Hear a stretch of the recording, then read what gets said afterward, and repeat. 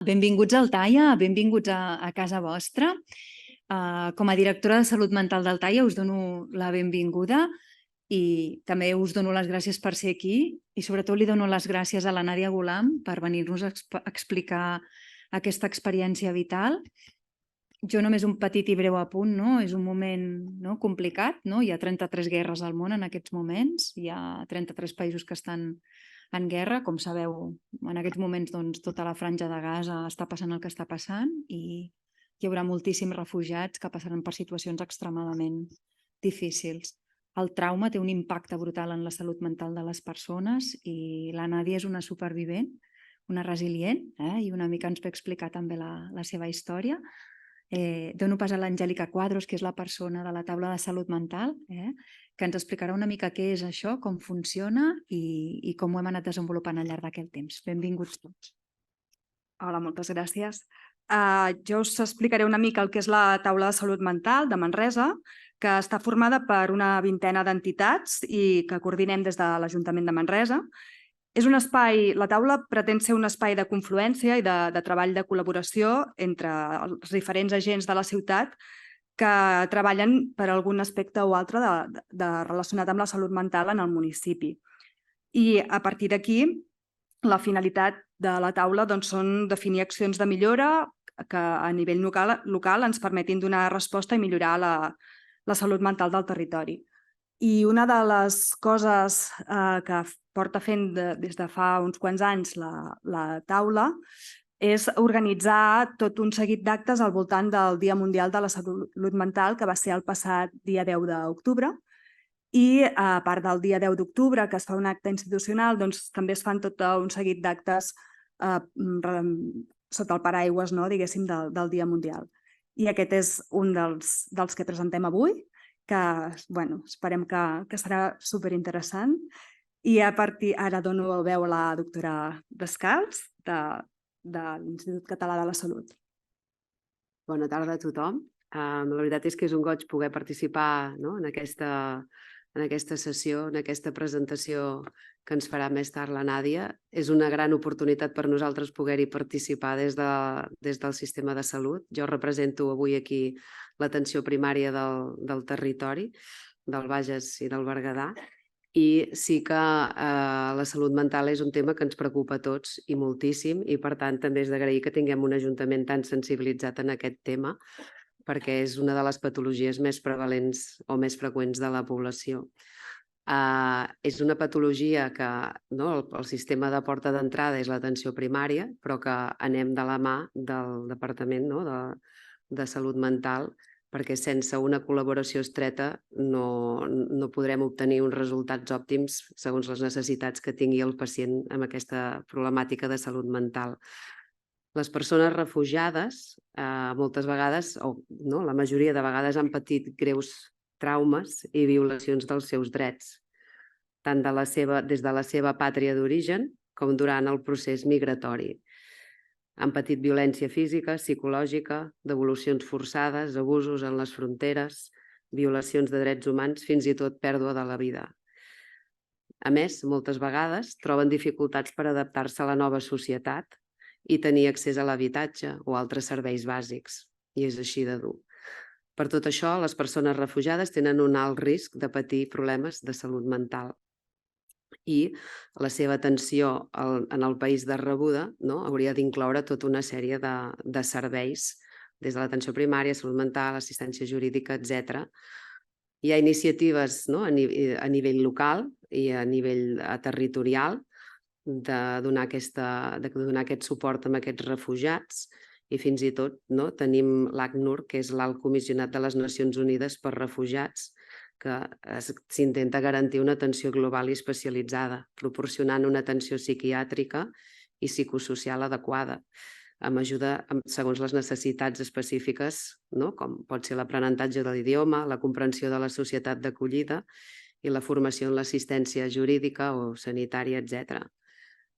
Per a aquestes persones, per a les persones refugiades, és important proporcionar-los un entorn segur i de confiança i suport a través de la comunitat de personal de la salut local, per la gestió de patiments mentals, etc. Llavors, l'atenció primària, l'atenció de salut mental, integrem aquests ciutadans fent una avaluació inicial de les deteccions de les necessitats, ens comuniquem amb els serveis de salut del voltant perquè ells tinguin accés i per ajudar-los al patiment que puguin tenir de l'ansietat, la tristesa, l'estrès o altres emocions negatives. I, per tant, és responsabilitat de tots poder-los garantir la inclusió social i suport a la comunitat, amb grups de suport, la formació i sensibilització, prevenció i promoció de la salut mental i, per tant, el sistema sanitari, amb els seus múltiples components, ha de ser, des d'un punt de vista multidisciplinar i integral, per totes aquestes persones. Per tant, animo a tothom a treballar per millorar aquesta integració i inclusió d'aquestes persones en la societat d'acollida. Moltes gràcies i que vagi bé la jornada. Moltes gràcies. I ara sí que ja donem peu a la Nàdia Gulams. Si pots pujar, moltes gràcies. I al doctor Jordi Jiménez Salinas, que és el cap clínic d'hospitalització parcial del TAIA, que ens introduirà la presentació. Moltes gràcies. Bona tarda a tothom. Quan al llarg de l'any ens reunim dintre de la comissió i definim sempre l'esbós del programa, sempre tenim present una sessió on volem presentar de forma humana i científica la necessitat d'aconseguir una cura adequada de la nostra salut mental i el manteniment d'un benestar emocional de les persones dins la societat. I us preguntareu, per què la Nàdia? Perquè la Nàdia representa tot aquest sentit. Quan revisem la seva biografia, Nàdia Gulami Dashir va néixer a Kabul, Afganistan, a l'any 1985 i és resident a Catalunya des de l'any 2006 i més concretament a la ciutat de Badalona. Cal dir que coincidim molt en el barri. És això. La seva vida, al igual que la de moltes dones afganes, ha estat marcada per les conseqüències d'una brutal guerra civil, que encara hi és, la fam i el règim talibà. Aquestes adversitats ha aconseguit superar-les amb enginy i fortalesa. Actualment, la Nàdia treballa com a educadora social a Fund d'Esplai i ofereix xerrades tant a nivell local com a internacional. Ella és una activista per la pau. Per mi seria fàcil presentar-la com l'autora de 7 llibres, l'últim dels quals és Somniar amb la pau. Ella va ser intèrpret principal en la seva obra de teatre centrada en la seva vida i té reconeixements nacionals i internacionals de la seva tasca. A l'any 2021 va rebre el Premi Dona Progressista a la categoria internacional concedit per la Federació de Dones Progressistes i a l'any 2022 Dona de l'Any per la revista Look.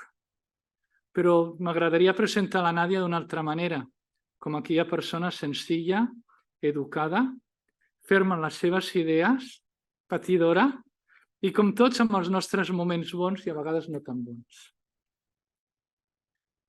La sessió té com a títol Superant el trauma i fomentant la resiliència, la salut mental de les persones refugiades.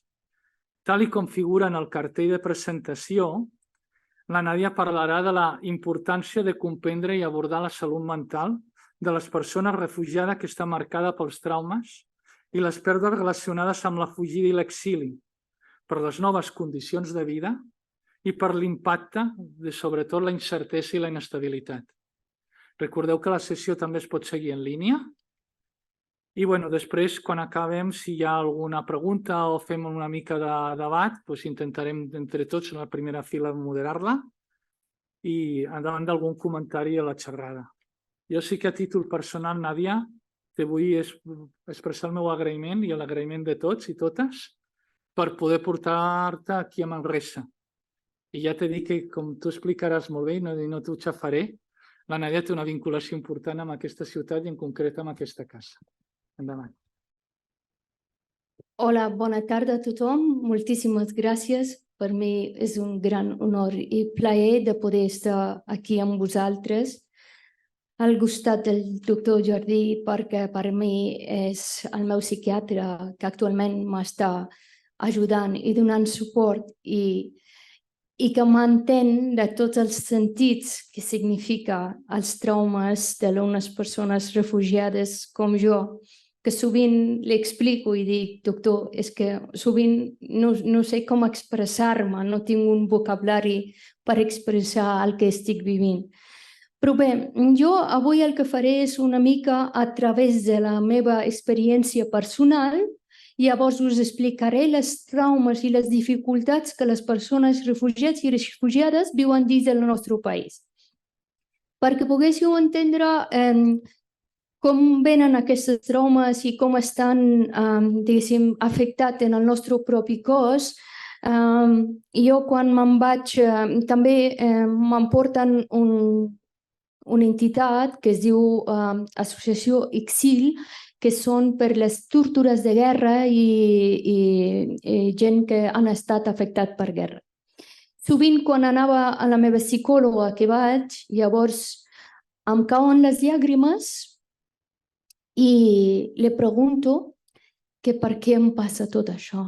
Llavors ella em diu, Nàdia, és que estàs patint posttraumàtic estrès. Llavors la meva pregunta és, de quin posttraumàtic estrès me parles? Perquè nosaltres no portem un posttraumàtic estrès, les persones refugiades.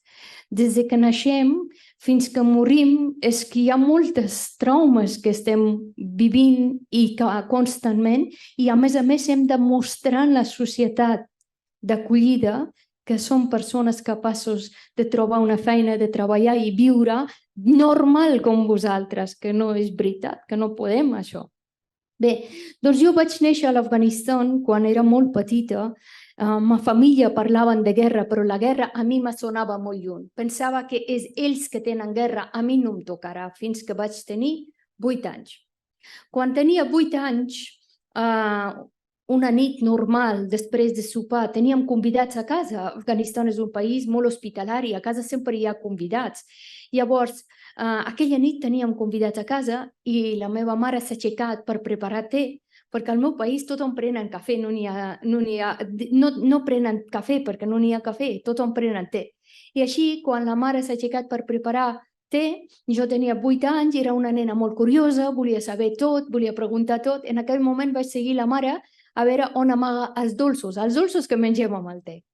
I així ella em va veure, m'ha dit, no, Nàdia, no, seu aquí, en aquesta habitació, jo et portaré dolços i et donaré. Estava esperant la meva mare en aquella habitació, que just en aquella habitació va caure una bomba. Em vaig cremar a causa d'aquella bomba, vaig passar 6 mesos en coma, 2 anys en diferents hospitals del meu país. A Europa, on estem vivint, a Catalunya, on estic vivint, sovint quan sentiu les causes de guerres que estan afectats, que els 33 països has anomenat, jo dic 64 països que estan patint de guerres, és perquè sovint moltes guerres estan com invisibles, és com guerra d'ells o està passant allà i a nosaltres no ens toca parlar, no parlem, no? Llavors, la bomba no tan sol ha destruït la meva casa, el meu entorn, la meva família, sinó és com ha destruït totalment la cultura del país, la manera que jo veia el meu país, tot ha destruït. I a Europa, a Catalunya, quan parlen de guerra i quan diuen que ha caigut una altra bomba a Gaza o l'Afganistan o Síria o l'Àfrica i han mort 60 persones, 70 persones, 200 persones, què feu vosaltres? Què sentiu? Tristesa per la mort de tantes persones? Veritat? Sentiu tristesa per la mort de tantes persones? Però nosaltres, persones refugiats com jo, que patim salut mental nostra està molt afectat i no tinc paraules per definir com em sento. Jo no ploro per mort de 200 persones, 60 persones, les quantitats de persones que estan morint per causa de guerra. No ploro per això. Les meves llàgrimes cauen per les persones que han superat aquella guerra, que són ferits, que són els que han perdut els seus éssers estimats i encara han de continuar a viure. Les meves llàgrimes són això, de com han de viure després de tota pèrdua d'aquest pèrdua tan important de la seva vida. És com a mi m'ha passat. Sovint em pregunto per què estic viva. Al meu germà li han matat. El meu pare ha començat patint malaltia psíquica, aquí li anomenen post-traumàtic estrès, però el meu pare totalment no em coneix qui sóc jo, qui és la meva mare.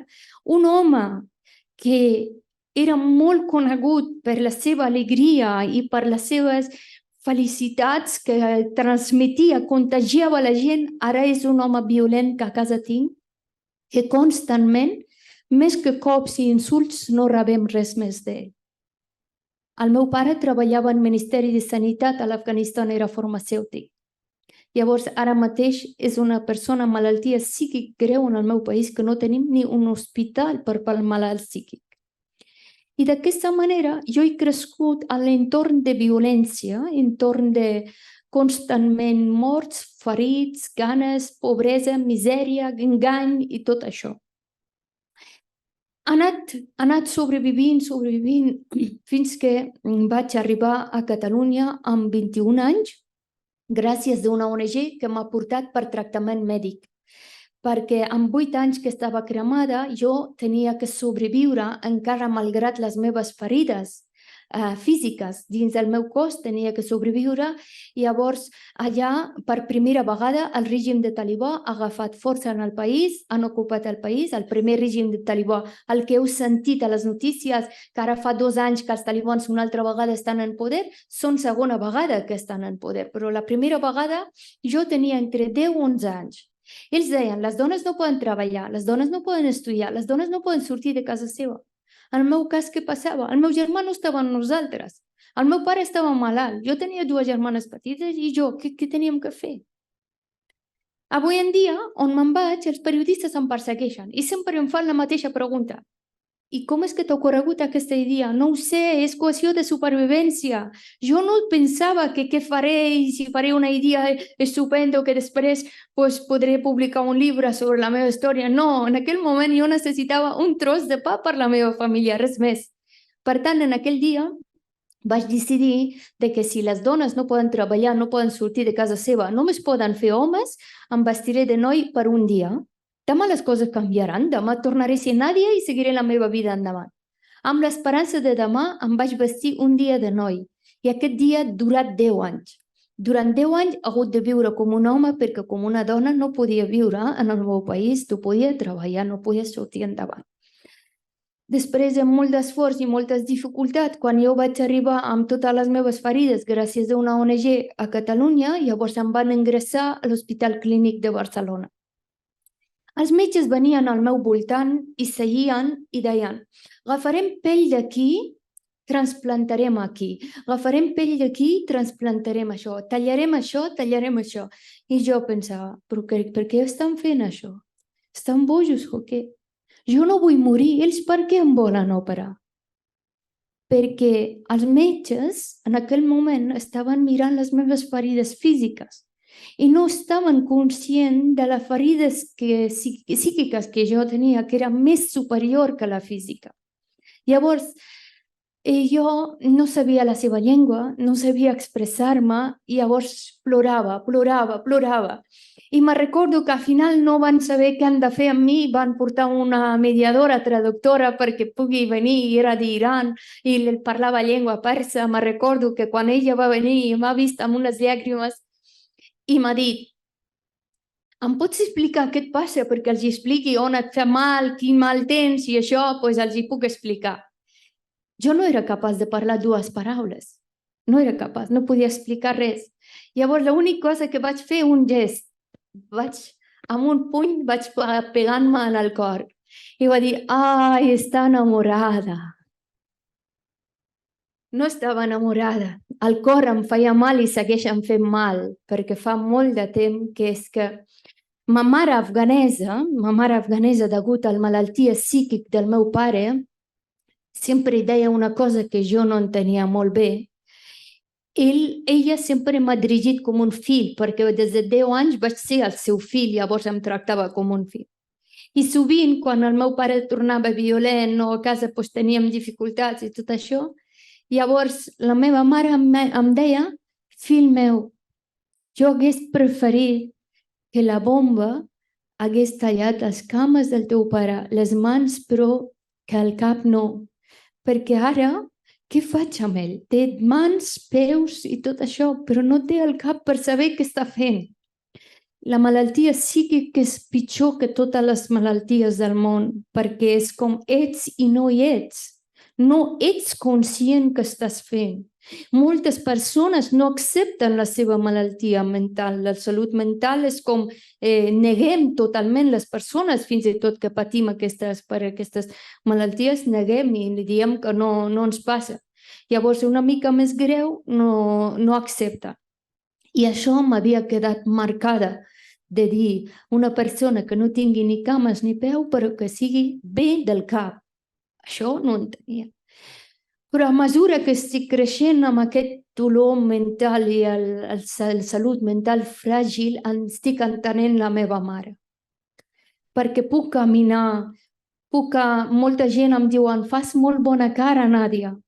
Com has de demostrar la cara del teu dins que tens una hemorràgia constant, que no pots transmetre a la gent que estàs sentint i que t'està passant?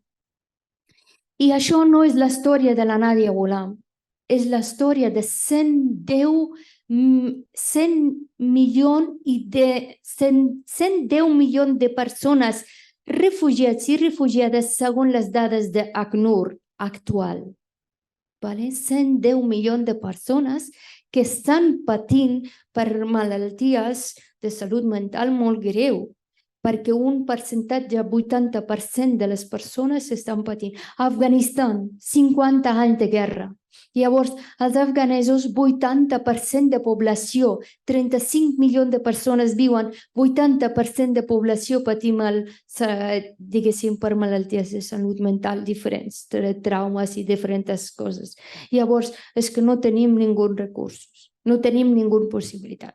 I els refugiats que surten a Europa i que venen aquí és que perquè et donin una possibilitat de feina, perquè et donin una possibilitat d'un sostre, t'has de mostrar que estàs molt bé, que pots respondre a tots els requisits que demanen, que primer és que has de ser treballador i treballadora i tot això.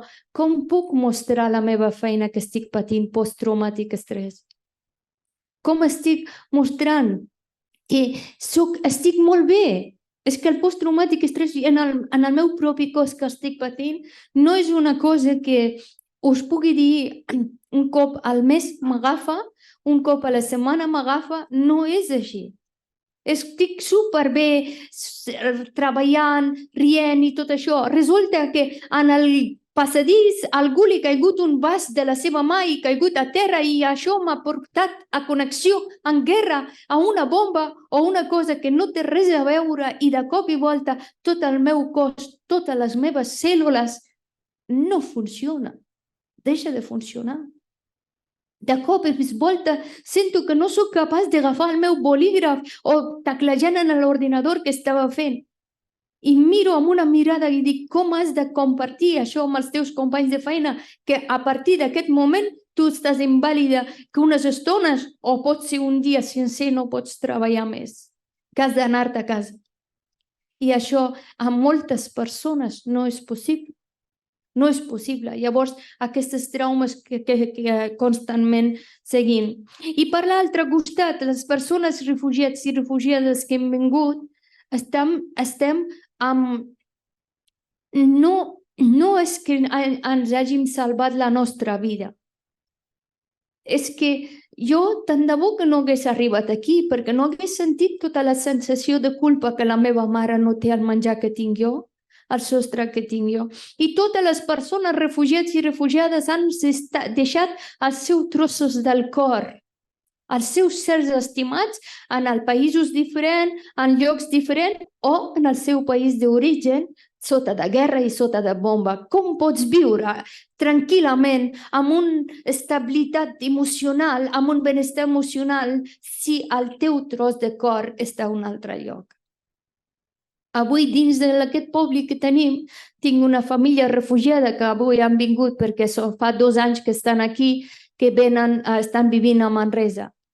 Aquesta mare que està aquí deixa 2 dels seus fills en el Pakistan.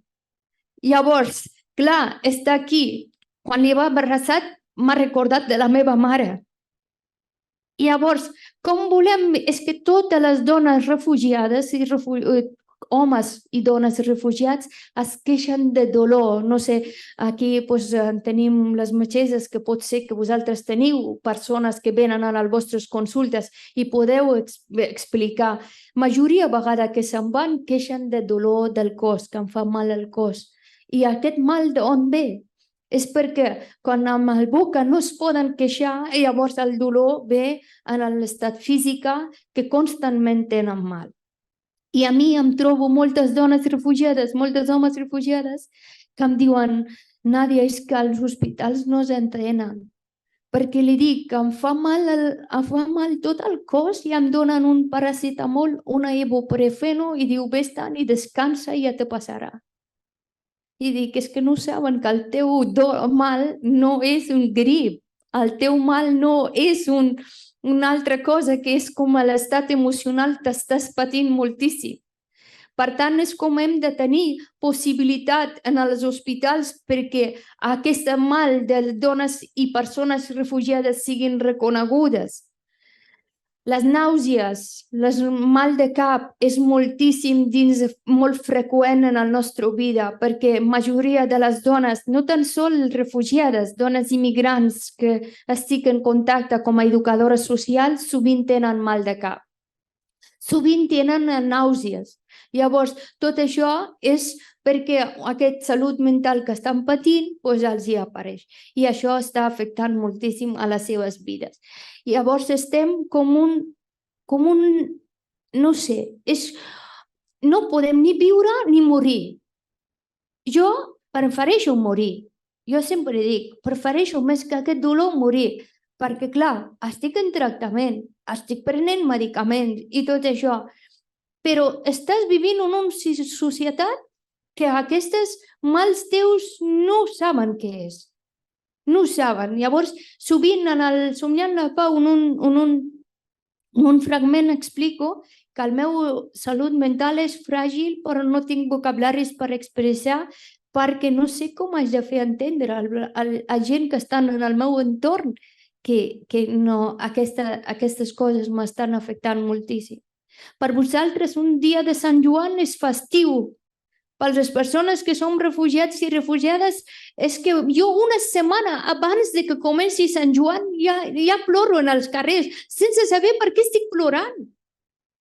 Després m'han dit a mi mateixa: però Nàdia, ja portes molts anys vivint aquí, és un festival, és un dia de petardos i res més. I per què t'afecta? Perquè tu ets una dona molt intel·ligent, pots analitzar-ho, pots dir que és... Però no puc, és que mentalment no puc acceptar-ho.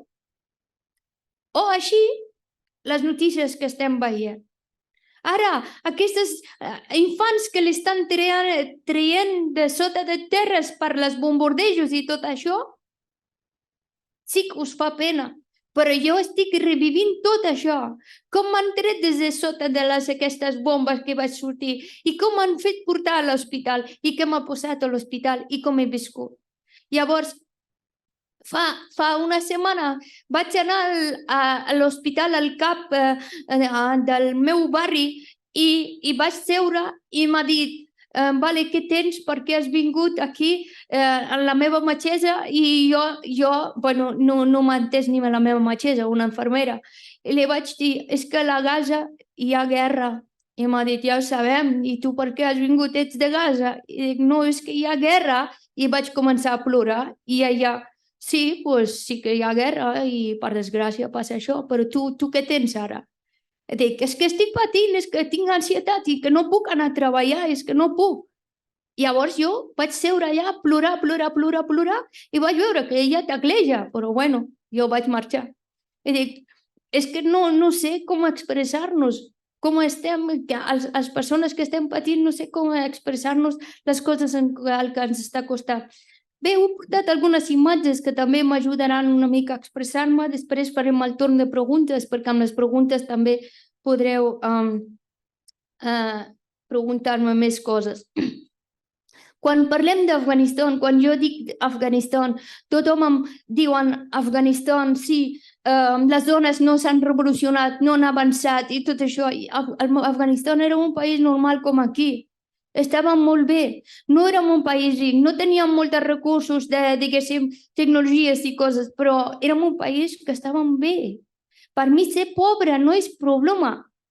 El problema és quan no tens pau, quan no tens seguretat. Oi que heu passat a l'època de Covid que no podíeu respirar? Oi que sí, que deien que falta oxigen? Per la gent que estem vivint en guerra ens falta oxigen, perquè per mi el pau és oxigen. Quan no tens oxigen, com pots viure? Llavors, tot això que ho veieu a les imatges era això, però l'han destruït d'aquesta manera. Quan us diuen que venen refugiats, molts refugiats, i venen. Creieu que realment volem venir? No volem venir. Mira que ara al meu país tothom vol fugir, jo vull anar al meu país. Perquè per mi la meva mare, la meva família és molt important. I no estar amb la meva família no estic bé aquí. Llavors, resistim de no voler venir. Comencem a ser refugiats dins del nostre propi país, d'una casa a una altra, d'un barri a un altre, fins que plouen bombes. Quan dic plouen bombes és literalment així, podeu veure. Després, alguns supervivents poden sortir, la resta queden allà morts o sota d'aquestes ruïnes, no poden sortir. Jo us he dit que jo vaig vestir d'home perquè com una dona no podia viure, no? I llavors podeu trobar-me en aquesta foto vestida d'home?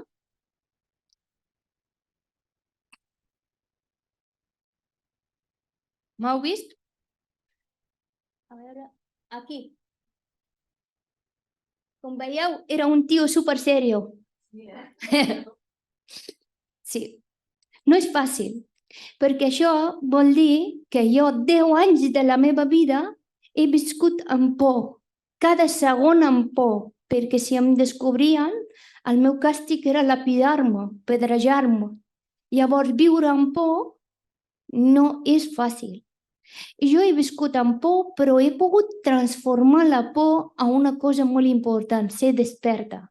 Moltes persones em diuen, Nàdia, ets una dona molt intel·ligent. I dic, no, desperta, perquè de la intel·ligència, quan he estudiat aquí, el primer any vaig suspendre en tot. Però era desperta, cada dia anava a classe, escoltant, i he après moltes coses. No?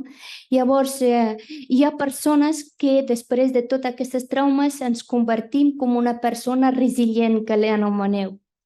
La resiliència, les persones que som resilients, que ens han definit que som resilients, les resilients són molt forts i alhora molt fràgils. Que quan diuen la paraula resilient no vol dir que aquesta persona ja ara li dones tots els cops, com que és resilient, pot aguantar i són molt forts i alhora molt fràgils. Jo treballava de construcció, fent pous i tot això per poder portar un tros de pa per la meva família. I aquestes circumstàncies de vida el que a mi m'ha fet de viure moltes traumes més que no són de guerra però són conseqüència de guerra. He vist tot el tipus de violències, he vist tots els tipus de... Són coses que no he sigut mai capaç de poder expressar-me. No he sigut mai capaç d'expressar-me. Llavors, i això he viscut durant aquests 10 anys. Ens han construït una escola en un camp de refugiats, perquè quan us parlen de camp de refugiats, la gent d'Europa o Nacions Unides ha fet una bona feina, han creat un camp de refugiats. El camp de refugiats on estàvem era un desert, on no havia aigua, no havia menjar ni res. Llavors ens havien construït una escola. Sol picava, la terra s'acalentava, tots els insectes sortien. Serps, escorpins, aranyes, picaven els meus companys al meu costat, morien, no podien fer res.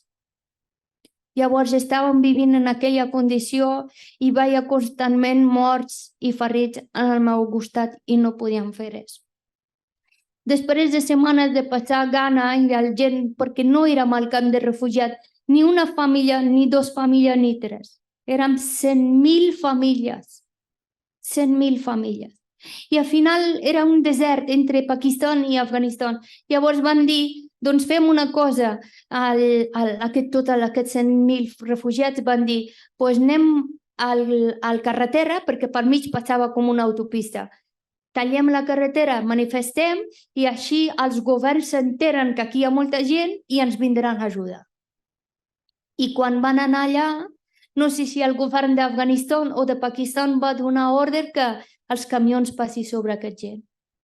Hem tingut tot el morts homes. Qui ha quedat allà en el camp de refugiats? Dones i infants sense un home que els hi pugui donar suport. Llavors vivíem allà moltes dones però sense que tinguessin suport. I la destrucció, perquè això que vosaltres veieu són les ferides de guerra a les nostres cases, a les nostres oficis, als edificis i tot això. Però podeu imaginar com és les ferides nostres com a sers humans? Podeu posar-vos 2 minuts en el nostre lloc. Com és les ferides internes de les persones? A mi vaig tenir molta sort perquè el meu pare català, perquè jo vaig tenir molta sort que a Catalunya m'ha acollit una família catalana i el meu pare català és Joan Soler Amigó, que a molts de vosaltres us sona, és el meu àngel i a més treballava aquí a l'Hospital de Manresa, al centre hospitalari, és nefròleg, ara està jubilat, llavors ells em van acollir a casa seva.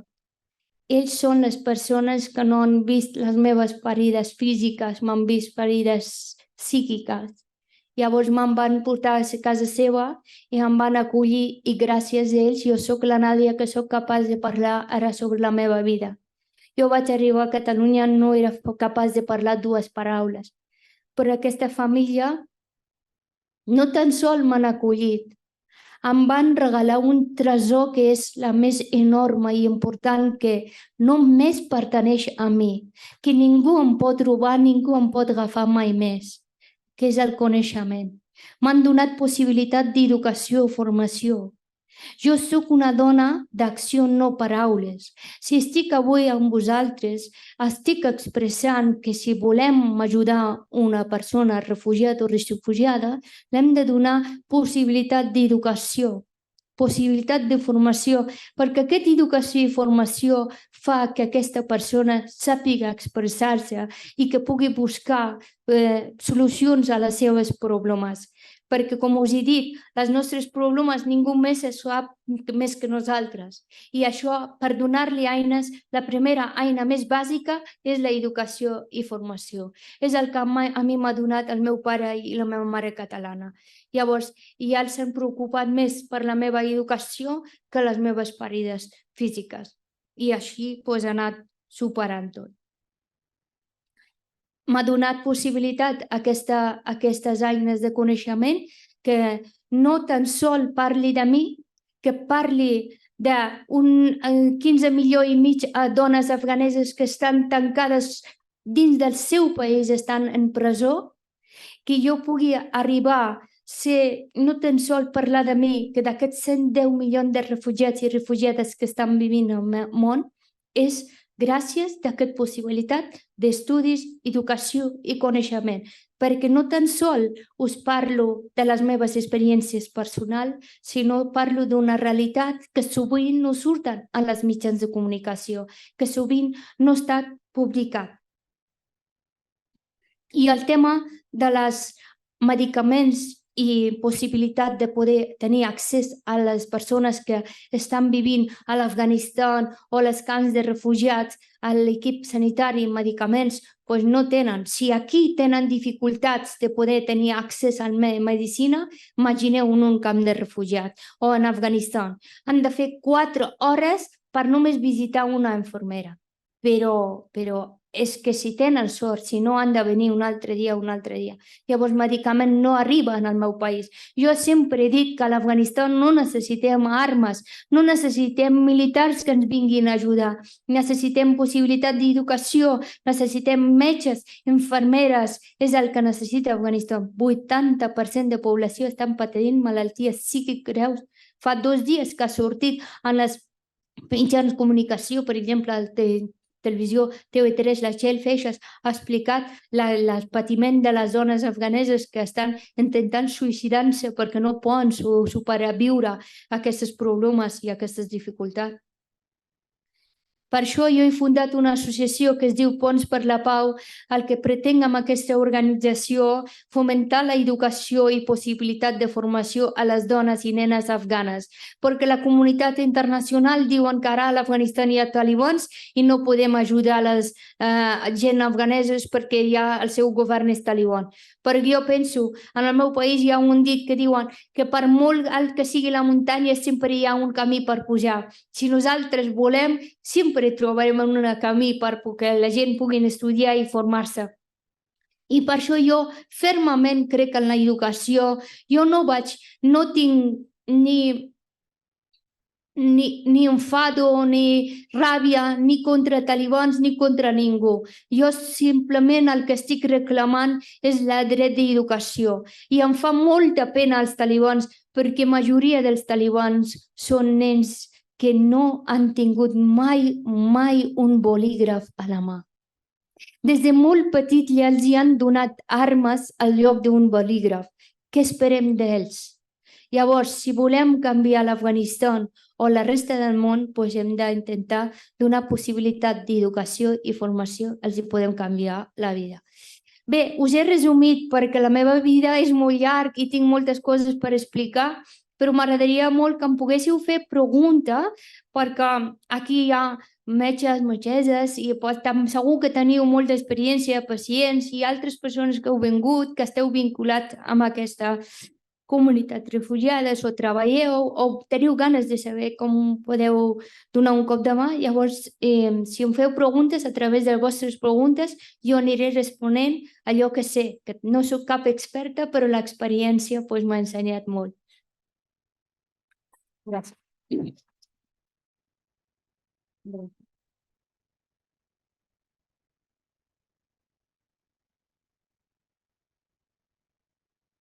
Gràcies.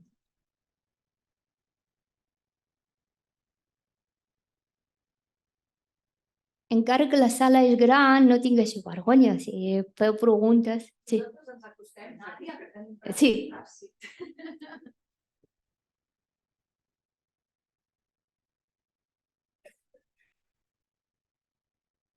Seieu, ja em poso aquí. Sí. Espera, que tenim més coses.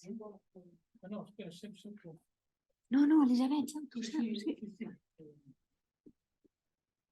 Jo abans que res et volia donar les gràcies. Jo crec que no hi ha ningú que hagi explicat mai també el que és un trastorn per estrès posttraumàtic.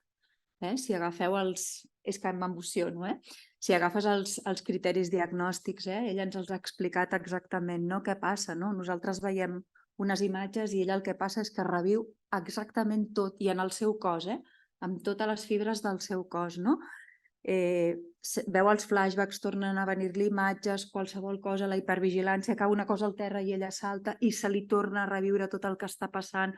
Els dolors físics que explica tenen una explicació molt clara, hi ha una activació molt crònica del que és el cortisol, intento explicar-ho, del cortisol, que fa que et sentis dolor, que et sentis hiperalerta, que et sentis taquicàrdic, etc. O sigui, ho explica, vull dir, no ho havia sentit mai explicar tan bé, Nàdia, i demanar-te disculpes també en nom de tota la comunitat mèdica, perquè això és molt complicat de veure i és molt complicat d'entendre, perquè quan ho llegeixes doncs ho veus i dius, ostres, sí, val, un flashback, una hiperalerta, un no sé què, un dolor, però la vivència no la tens. I la vivència, com tu dius, és molt difícil d'explicar. Aquest trastorn es va descriure ja a la Primera Guerra Mundial i d'una forma més clara com a trastorn per estrès posttraumàtic en la Guerra del Vietnam. I és el que veiem. I van a les consultes, i van per dolor, i van pel mal de cap, i no s'arregla amb res físic, ni amb medicació, ni tan sols amb medicació psiquiàtrica. Llavors, bueno, no sé, explica'ns una mica la teva experiència, Nàdia, amb tot aquest tema. Jo pateixo molta dolor musculars, molt fort, però molt fort. És com si algú m'ha pegat amb una fusta als ossos. I llavors fa mal tots els meus diguéssim, lligants del cos. I el meu pare català, que era metge, llavors quan jo vaig arribar, ell constantment queixava que papà, no puc, tinc molta dolor, pastilles, doncs anant jo amb mi paracetamol, sempre està a la meva motxilla, ibuprofen també. Llavors ell va dir, pot ser que tinguis fibromiàlgia. I em van fer totes les proves per si tinc fibromiàlgia i no tinc, però el dolor no se baixa. Llavors és constantment. Per exemple, una època que tenia parella, jo, per exemple, participava en una conferència així, després tothom aplaudint-me, abraçant-me, superfeliç i contents, tornàvem cap a casa i quan posàvem els nostres plats per poder menjar, quan menjàvem, llavors jo ja el meu cos deixava de funcionar, és com ja paralitzava totalment, no? Llavors jo deia, és que jo no sóc capaç ara d'aixecar-me de la taula i anar-me a la cuina. Llavors, i ell no entenia, ell pensava que sóc molt vago perquè davant de gent faig un paper i ara mateix estic fent un altre paper i dir, ara fes tu, no? I em caien les llàgrimes d'impotència perquè realment no podia. O, per exemple, ja estic molt bé, estic conduint i de cop i volta sento que el meu cos deixa de funcionar i haig de parar un lloc i necessito plorar, però no aquestes llàgrimes que has de cridar amb tota la força fins que quedo sense veu. I llavors, ja, després d'aquestes llàgrimes, a poc a poc, necessito com si fos dormir una estona i després ja una altra vegada agafo una mica força per poder arribar a casa meva. Però això és com molta gent no entenen. Per exemple, jo a vegades en el metro començo a cridar però amb unes llàgrimes que la gent em fan fotos i em fan vídeos i és que no entenen. Llavors és molt difícil que pugui que la gent entenguin que estàs patint. Sí. Nàdia, nosaltres aquí entenc que les companyes que has portat i potser estan ja a un lloc on s'acullen els refugiats, que els acull la Fundació Tomàs Canet, que està a prop d'aquí, i nosaltres tenim un programa especial d'atenció als refugiats amb gent que està formada en trastorn per estrès postraumàtic, però segur que podem fer molt millor, no? Sense cap mena de dubte, no? En aquest sentit, com ella explica, hi ha llocs molt específics com Exil, etc., en el qual tenen una formació molt important en tot el que és el trauma, etc., no? Però sí que cada vegada més estem veient l'impacte ja dels petits traumes en la vida diària. Imagineu-vos quelcom com això, no? I fins i tot hi ha el que es diu ja el trauma generacional, no? En què ja s'hereden generacions que han viscut 73, no? A l'Afganistan, 50 anys, o sigui, ja hi ha 3 generacions allà, no? En què hi ha els avis, els pares, els fills, no? Sí. O sigui, fins i tot ja és com, no?, que tot això ja es viu en 3 generacions, no? Sí, jo el que us demanaria és si com a metges teniu possibilitat que les persones que estem patint posttraumàtic estrès, vosaltres feu molts congressos, parleu molt sobre salut mental, que algun dia aquesta posttraumàtic estrès a nivell laboral sigui reconeguda. És com ara fa poc que ha sortit les persones que tenen migrànies, que d'alguna manera els reconeixin que si ara diu que no pot, doncs que si les persones... Perquè jo no tinc, per exemple, en Jordi, quan ha vist que estic patint molt, m'ha fet un paper on un certificat que jo pugui portar a la meva feina, els digui que jo no puc fer més perquè em passa això. Jo tinc molta sort perquè la fundació on treballo tenen molta empatia amb mi i llavors m'ho entenen molt bé. Si els dic ara marxo, saben que sóc una persona molt responsable, que aquella feina no li deixo al mig, que quan em trobi bé m'ho accepto. Però moltes persones aquesta sort que tinc jo no tenen. Per tant, que d'alguna manera que ACNUR abans m'he mencionat, però no estan fent la seva labor. No estan fent la seva labor. És com per els diners que estan cobrant no estan fent la seva labor per als refugiats. Jo treballo amb ells, col·laboro amb molts projectes seves, però també sóc molt crítica. Crítica constructiva. Jo els dic, no, això no ho esteu fent. Perquè, mireu-me, a mi m'heu escoltat fins ara la meva història, vosaltres? I per vosaltres sóc una refugiada, un emigrant o sense papers? Segons la definició de les persones refugiades, jo encaixo en aquesta definició. Diuen qualsevol persona que fuig de guerra, de violència per raó de la seva gènere, color de pell, raça, religió, té drets d'anar a un altre país i demanar auxili i refugi. Veritat? A mi no m'han donat estatut de refugiada. ACNUR me presenta com a dona refugiada. El govern d'Espanya me presenta com a persona refugiada, però no m'han acceptat mai com a una persona refugiada legalment. Què ha passat? Que em va dir que ets una immigrant il·legal, que has vingut per tractament aquí i que t'has quedat. Per això no m'han donat 3 anys papers, que he viscut 3 anys sense papers, 5 anys sense permís de treball, 17 anys sense tenir nacionalitat espanyola. Jo soc d'aquelles refugiades que no vinc només a parlar de guerra, porto la tatuada a les paredes del guerra al meu cos. Per tant, ACNUR tenia que fer alguna cosa per mi, no? No, perquè és com, diuen, de cada 10 persones, una li coneixen com a refugiada. I la resta què?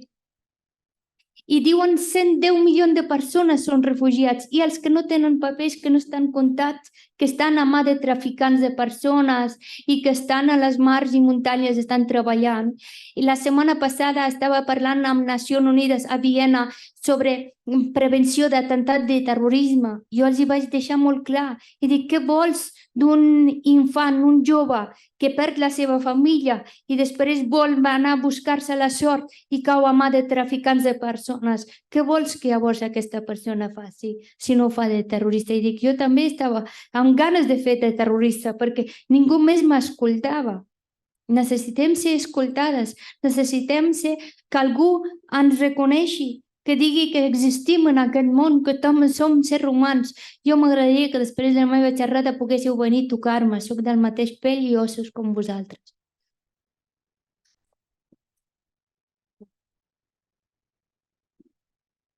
Gràcies. Jo potser també fent èmfasi en el que ens estàs dient, no? de la importància que es descriu també en tot aquest tema de les poques coses que poden ajudar d'una manera important és un entorn segur, un entorn amable, un entorn empàtic, que entengui, no? A part de tot el tema de professionals, no? Que per més que tingueu accés a uns professionals que entenguin si vosaltres no us sentiu en un entorn segur, protegits, cuidats, volguts, no? Entesos, no? Amb el que dius tu, amb un accés a l'educació, a la formació, al treball, no? Al respecte a tots els vostres drets, és difícil que tot això pugui millorar o almenys us permeti portar una vida, no? Que diguis, ostres, doncs jo tinc aquestes estones que tu ens expliques, no, Nàdia? Hi ha moments en què jo puc estar bé, no? Sí.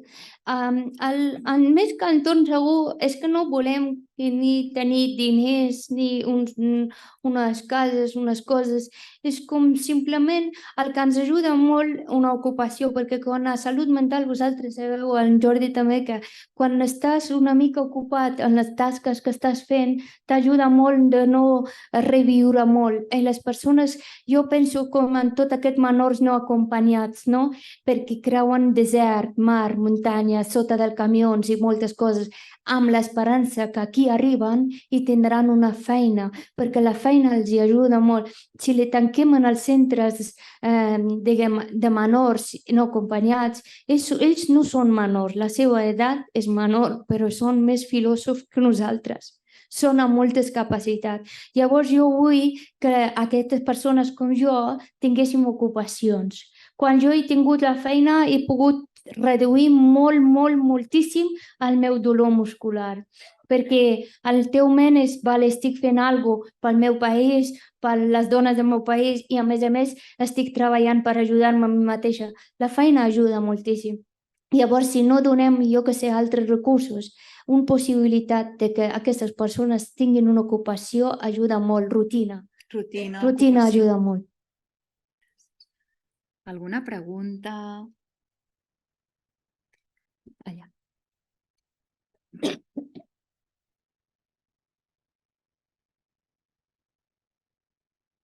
Sí, hola. Hola. Primer, agrair-te molt el compartir la teva vida, les paraules que ens portes i també agrair-te molt la força i la valentia de tot aquest procés que et permet explicar-nos això. Gràcies.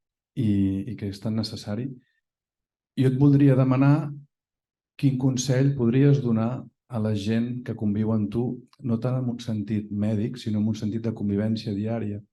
Perquè amb el que expliques, clar, o sigui, aquí hi ha molts motius de trauma, no? El motiu de la guerra, el motiu d'emigrar, el motiu és una retraumatització constant i segur que això fa molt difícil, no? En l'entorn poder acompanyar, poder estar allà. Segur que has rebut de forma no volguda, involuntària, gent que t'ha volgut ajudar, deus haver rebut racisme, deus haver rebut paternalisme, condescendència, gent que amb bona voluntat, però com que la capacitat d'empatia és limitada i quan hi ha vivències tan fortes des de la nostra vivència del privilegi blanc occidental que ni se'ns passa pel cap, tot això és com molt difícil quasi que tenir una conversa en la que no fer mal, no retraumatitzar, no... Jo això t'ho demano, jo ara estic convisc amb un company palestí que porta ja 7 anys fora de Palestina i va estar 10 anys a la presó, torturat, amb tota la seva família allà. No pot tornar allà perquè està buscat i viu al mateix espai que jo, i jo sempre li demano com estàs, i la meva sensació és d'estar tota l'estona com sense saber on trepitjar per por a com fer-ho. I això, la pregunta és quin consell tu donaries a algú, algú com en la teva vivència, què necessita del seu entorn? Perquè moltes vegades nosaltres podem pensar, necessitarà això. Tu has dit, sí, formació i educació, però a més d'aquesta formació i educació, a nivell humà, a nivell personal, això. Sí, el consell és acompanyar la persona perquè sàpiga que estàs al seu costat, però sense, diguéssim, posar-li molta pressió. Per exemple, jo he tingut la sort que la meva mare catalana és psicòloga. Jo hi ha moments que tinc moltes ganes d'explicar tot el que me sento. Hi ha altres moments que no tinc ganes d'explicar, no vull explicar res, no vull. Llavors, i a casa he tingut aquest bon acompanyament que quan he volgut obrir-me han estat atents per escoltar-me. I quan jo no he volgut, perquè jo he arribat un moments que, per exemple, quan situacions així com està passant a Palestina, que m'afecta molt i tal, llavors és ganes de plorar i tancar-me a l'habitació i no voler sortir, no voler parlar amb ningú. Llavors el meu pare el que feia m'enviava una carta al mateix casa. M'enviava una carta, em deia, mira Nàdia, ja ho sé que estàs patint moltíssim en aquest dia, si no vols parlar amb nosaltres, no passa res. Només sàpigues que t'estimo d'aquí fins al 7è cel de Kabul. Estem aquí per escoltar-te quan vulguis. Llavors jo li contestava per carta, però en el mateix casa, quan em volia jo. No m'han dit, és que portes una setmana amb malestar i no vols venir a explicar-nos què et passa. O tal, no. És com, quan tu vulguis, ens expliques. Quan no vulguis, no ens expliques. Sabem que estàs patint per una dolor. Això m'ha fet saber que estan al meu costat. Però si no vull explicar, no. I ara què em passa? Últimament, què em passa? Que cada vegada tinc una imatge, diguéssim, pública. I ara jo me'n vaig, surto de casa i la gent em para. Com està la teva família? I jo no vull explicar com està la meva família, perquè llavors dic, és tan viu. I llavors, no, explica. I tinc a vegades ganes de nàusees i ganes de vomitar i vull escapar. I llavors me'n vaig i dic, mamà, què has de fer? No vull sortir a carrer, no vull sortir de casa perquè la gent em pregunta com està la meva família, com estan les coses i jo no puc. I llavors la mama diu, bueno, doncs digue-li que no pots parlar, però a vegades és com els has de dir que ara no tinc ganes d'explicar-te. Ara sí, ara no. Però costa molt. Quan a mi, amb molt bona fe, no amb mala fe, tots s'apropen. Explica'm, Nàdia, però has vist aquestes imatges? O passa una feta a l'Afganistan, que han tret unes dones de terratrèmol de sota de terra, m'envien directament a l'imatge, com si jo no m'enterro. Jo sí que m'enterro, però no puc. I és com l'altre dia una bona amiga meva m'ha convidat per veure una obra del teatre sobre la guerra dels seus avis que havien viscut. I jo ho sé què ha passat. Hi ha moments que tinc ganes de llegir sobre la Segona Guerra Mundial i tot això per entendre el meu dolor. Hi ha moments que no. Llavors, és molt difícil que poguéssim entendre. No tinc fórmula màgica per dir-te quan aquesta persona vol expressar-se, no. Però respectar les persones és la millor. És com, estic amb tu, sempre que vulguis pots parlar-me, i quan la persona vol obrir-se és que necessitem realment parlar, que ens escolteu. I quan no volem parlar, doncs no volem parlar.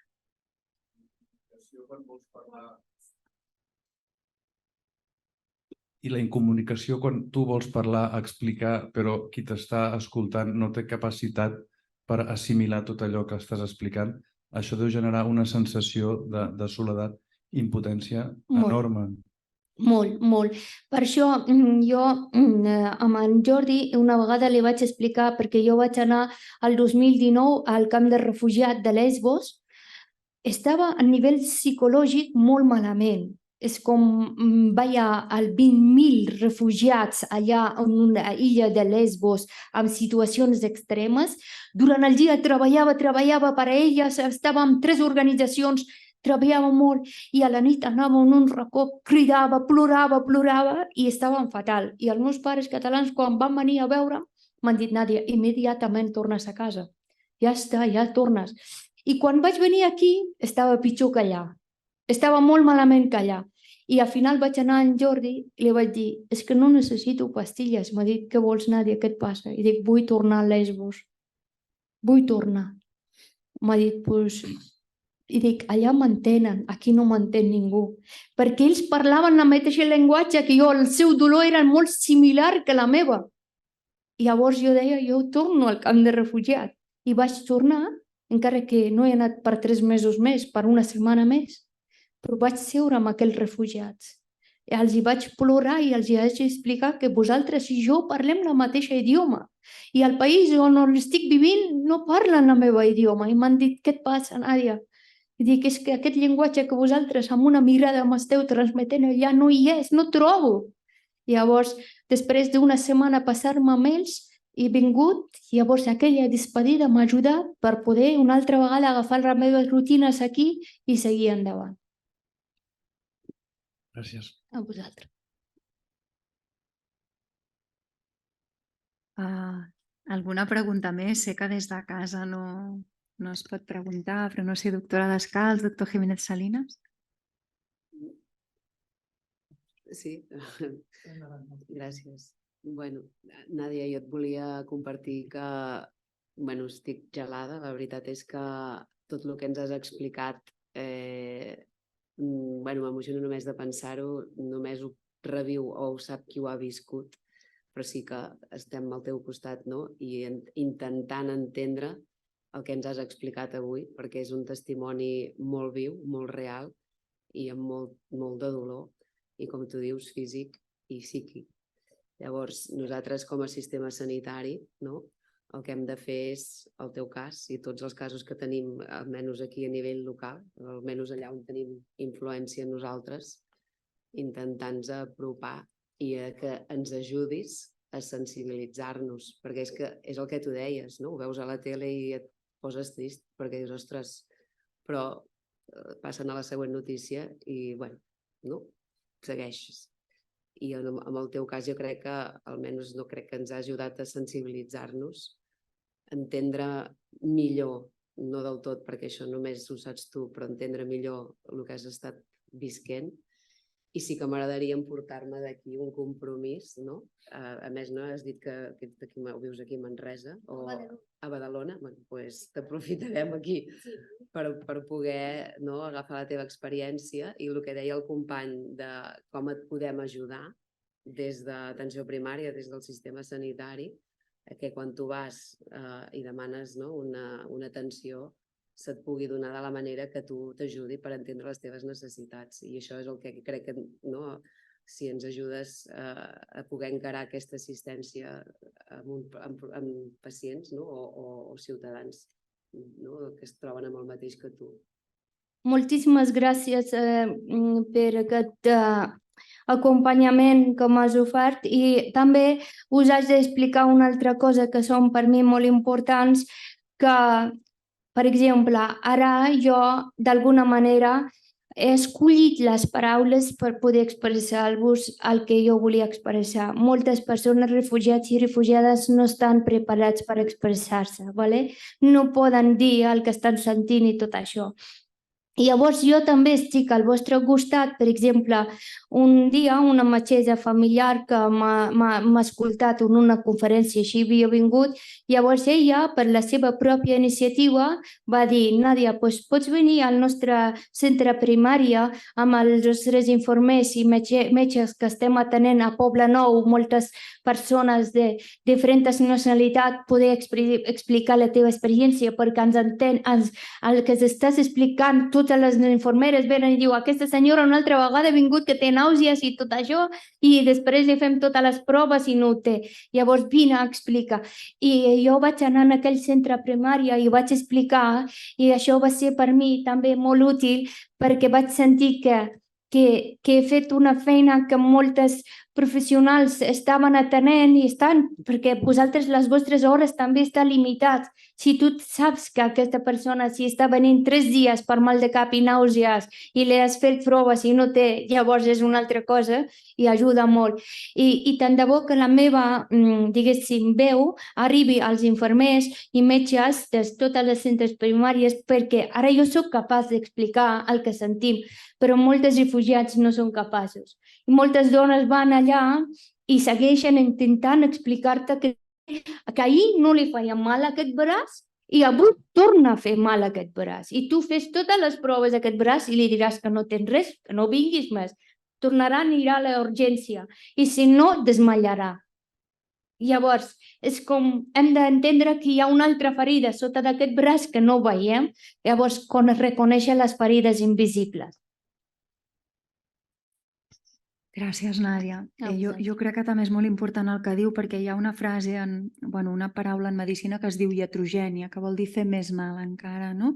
I a vegades el que ens passa amb persones com vosaltres és que comencem a fer proves, comencem a donar coses, el que deies, no, gelocatilone, i el no escoltar i no veure què passa moltes vegades fa que fem respostes errònies que encara us fan més mal, no? És que si poguéssiu anar en el meu historial mèdic, quantes vegades vaig al cap primària i només ploro a l'urgència i ploro i dic: sisplau, és que estic... em fa mal tot, em fa molt tot. A vegades em posen una injecció i diuen a casa ibuprofen, Gelocatil, Robaxisal, tot aquestes... Tinc un armari ple d'això, perquè estic prenent molt, fins i tot que m'ha afectat l'estómac, però no és aquell mal, és com... I després, fins que ha arribat en Jordi m'està donant medicament, però és que no vol dir que amb aquest medicament jo estic bé. Hi ha una època que estic bé i altra és com si aquest medicament ja no me'n funciona. Entens? És així. Sí. Tenim un company que volia fer una pregunta.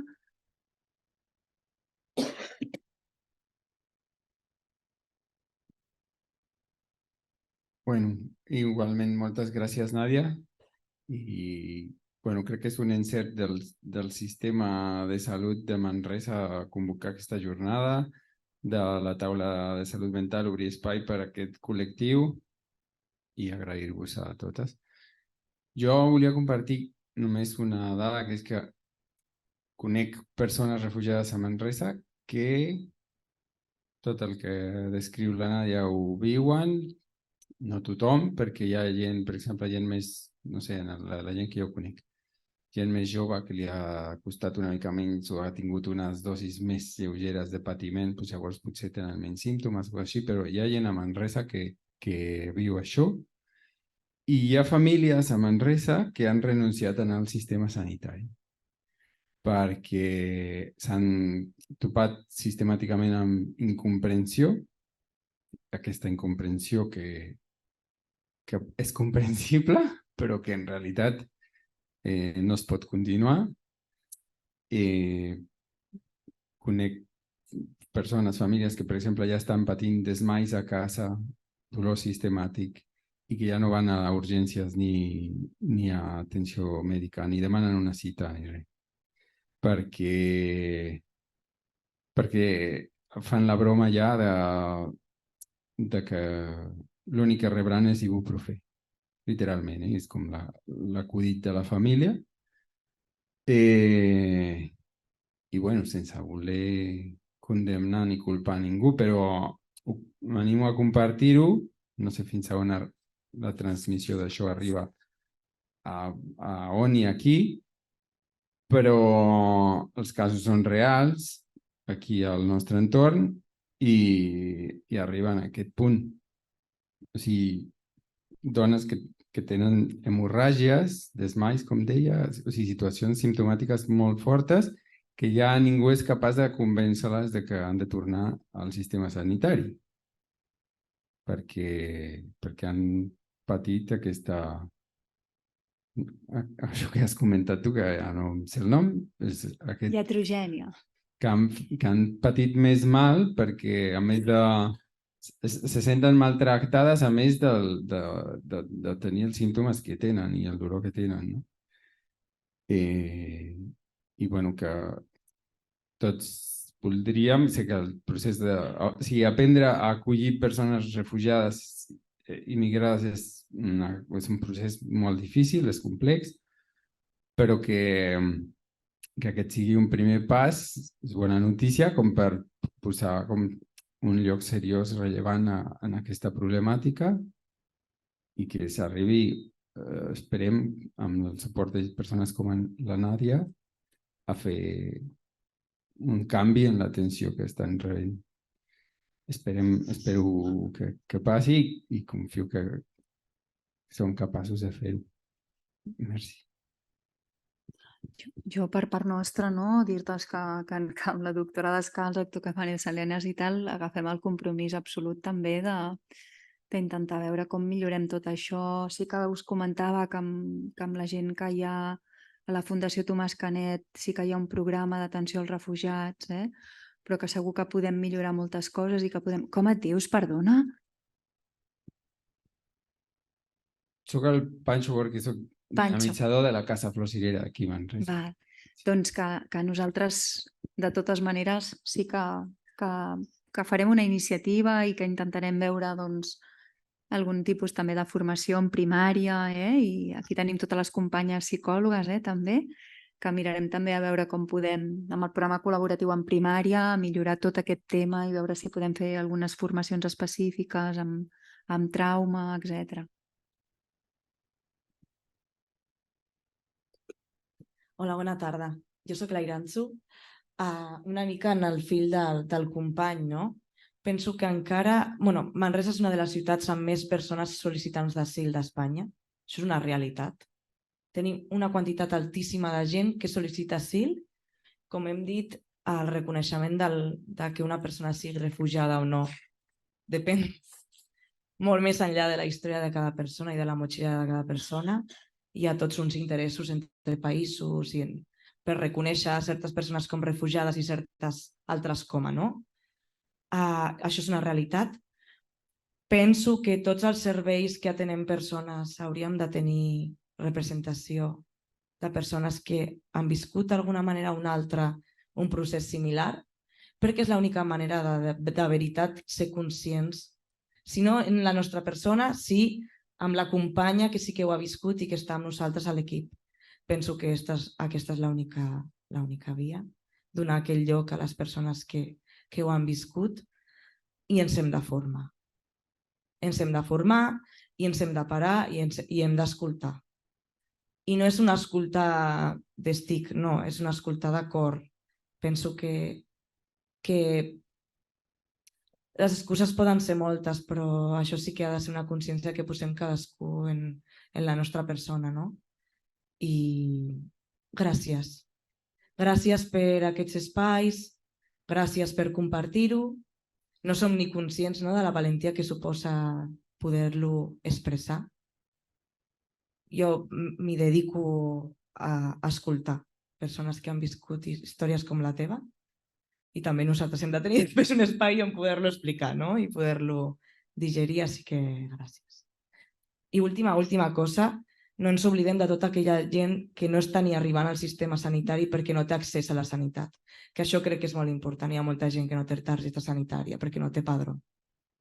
I aquí és la lluita que també amb l'Ajuntament de Manresa s'ha de fer. lo dejo ahí. Gràcies, Nàdia. Doctor Jiménez Salinas. Nada, jo només sintetitzar tot el que s'ha dit. Jo només et faré una pregunta per trencar una mica el gel diferent. Parla de Ponts de la Pau. Jo m'agradaria que expliquessis aquí què fa Ponts per la Pau, quina és la teva idea i cap a on t'agradaria portar-la. Gràcies. Moltíssimes gràcies, Jordi. Doncs jo pretenc formar agent actiu per la pau. Llavors, la meva idea és que les dones som el que cultivem les llavors de la pau.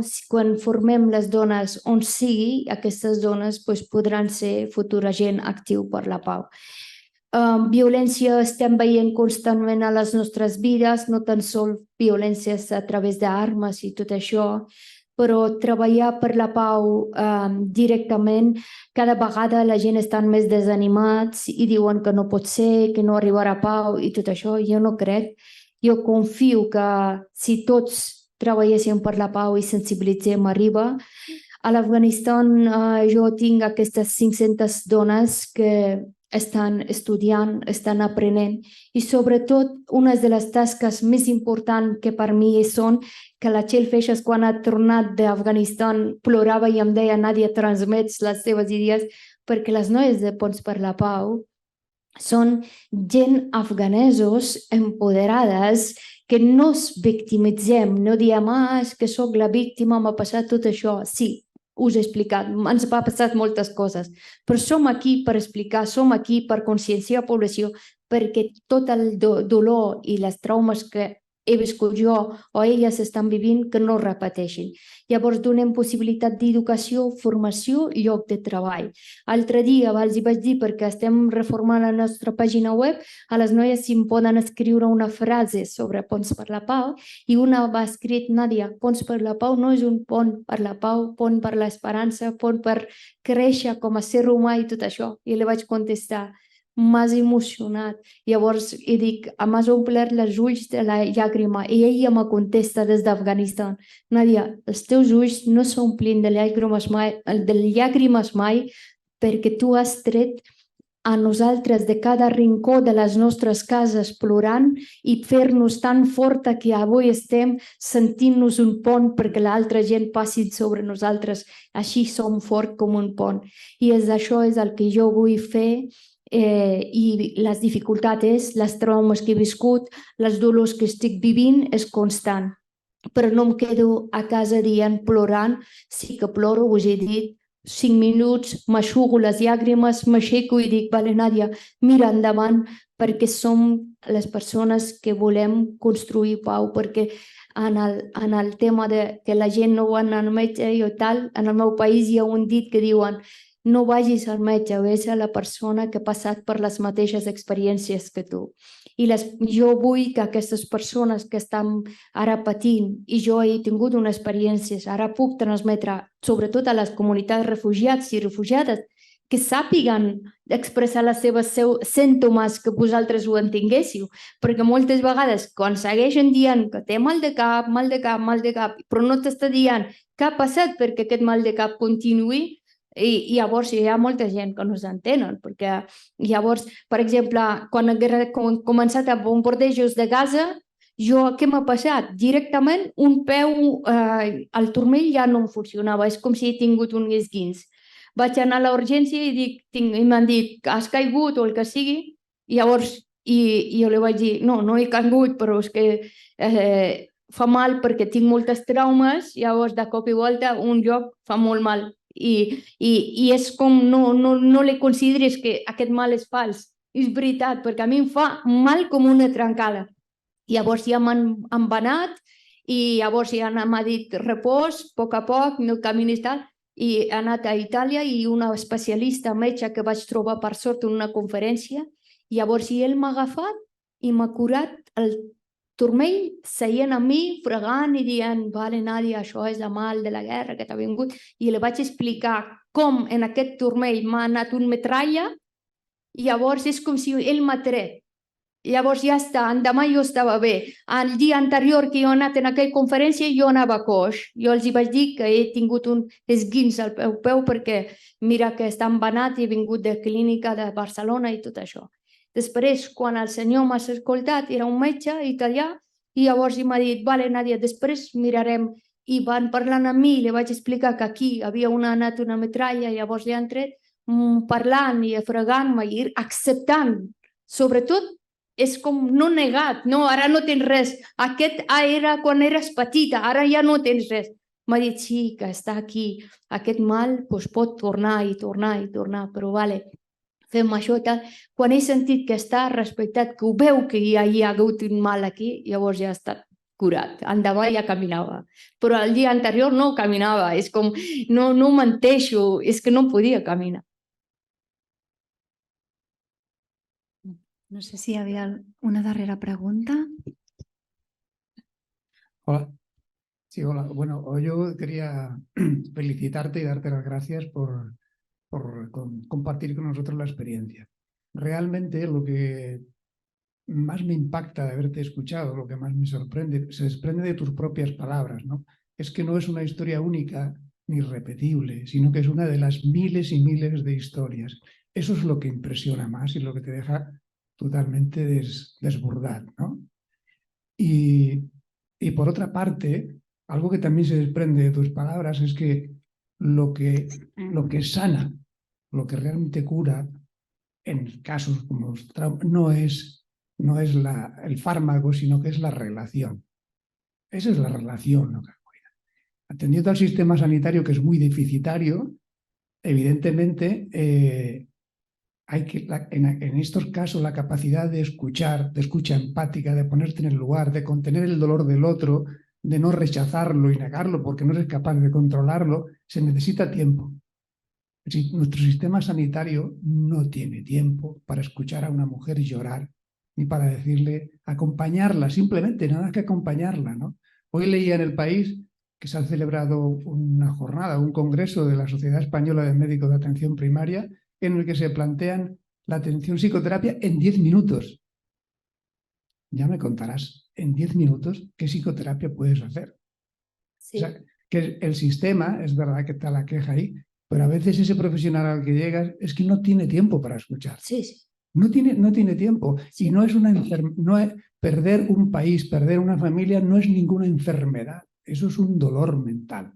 Y eso hay que acompañarlo, elaborarlo, darle tiempo. El que tú afortunadamente has tenido con una familia, unos padres de acogida, que lo que cura es la relación. Claro. Darte las gracias de nuevo por comunicarte esto y animarte en tu tarea y a ver si todos ponemos un granito de arena. Muchas gracias. Muchísimas gracias por presentarme. Sí, és veritat, perquè la metge que us he comentat que m'ha portat a Poble Nou per parlar, ella també m'ha dit, Nàdia, és que al dia hem d'atendre tantes pacients i no tenim temps. Llavors hi ha molts protocols, han d'omplir el que han entès i és com no tenen temps de mirar-nos als ulls. No tenen temps perquè han de mirar la pantalla i no tenen temps. I és molt trist, però és que jo pateixo molt per sistema sanitari públic i vaig fer diversos tuits també perquè per mi és molt important. És una de les joies precioses que heu tingut de tenir sistema de salut públic per tothom, perquè això cada vegada està limitat a nivell de recursos, a nivell de metges, infermeres. Llavors, per mi, com a persona que soc molt pendent del sistema sanitari i perquè no tinc possibilitat de tenir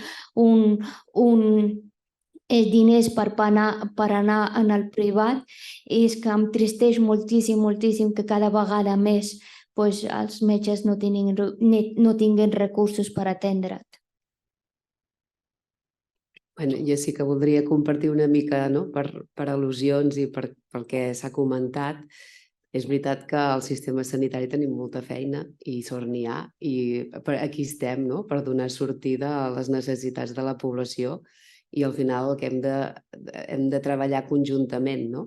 I ens hem d'adaptar a la població que tenim.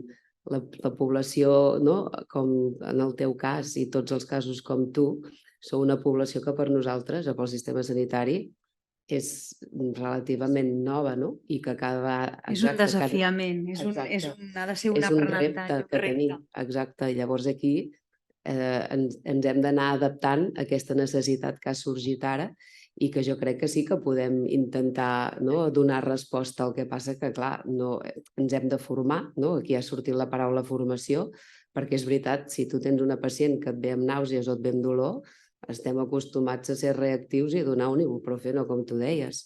Però, clar, aquesta formació del patiment estrès posttraumàtic d'un refugiat, com és el teu cas, el sistema sanitari en global, en general, no tenim aquesta formació, no estem avasats en aquest tipus d'usuari, de ciutadà. I jo crec que aquí és on tenim el repte, la formació dels professionals, perquè quan tu vagis al CAP et puguin ja entendre. No sé si tindrem tot el temps que necessites, però sí que et podrem entendre i no t'acabarem donant un ibuprofeno. I llavors també és un repte de tots d'intentar donar sortida a aquesta situació que tenim ara, que és una situació real, i que no és fàcil d'entomar, però que per això ens van bé sessions com la d'avui, perquè ens sensibilitzen, que jo crec que és el més important. Aquesta sensibilització ens ha de portar a una formació i ens ha de portar a una detecció de les necessitats que teniu vosaltres. Nàdia, no sé si vols comentar alguna cosa per acabar.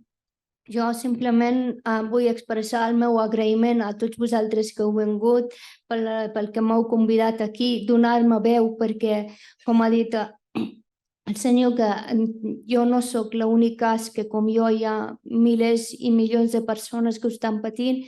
Llavors, escoltar-nos per mi és molt important i per mi és un gran honor, gran plaer de poder explicar-vos. I tant de bo que entre tots i totes poguéssim escoltar unes quantes persones més.